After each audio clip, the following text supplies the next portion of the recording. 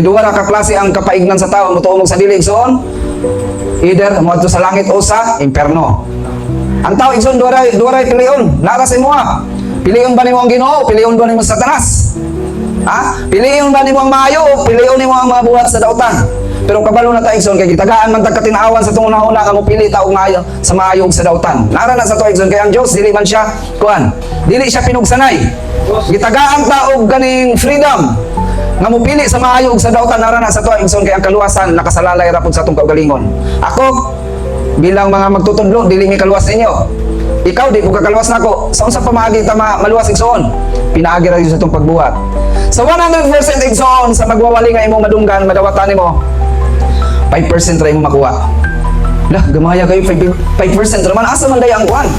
Sa 100% igsoon 5% ra imong makuha sa kuan magwawali. Ngano man? Asa man daya ang 95%? Amo din nakuhon ang bawatana. Amen. Palakpakan na to, Elder Gary. Ikaw na mismo mubuhat anang kuan igsoon aron makuha nimo na 95%. O makumpleto ang 100%.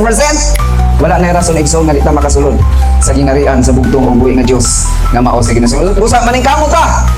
Ha? Mo na nga sa atong pagpangalagan sentro ta, tutok ka sa bugtong Dios, di ta matanaw sa mga daplin-daplin, di ta maglingi-lingi igsoon. Kaya ang magdaro kuno igsoon sige lingi-lingi, o sa resulta sa kuan. Agi. Hiwi igsoon. Ah, dunay posibilidad nga malaglag ngadto sa kalaglagan.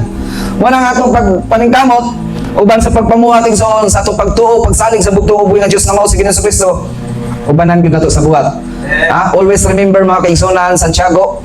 Giingon ni Apostol Santiago ang pagtuo walay buhat patay. Kung nagtuo ta Ginoo, nangandoy ta og kaluwasan, ubanan na nato sa buhat.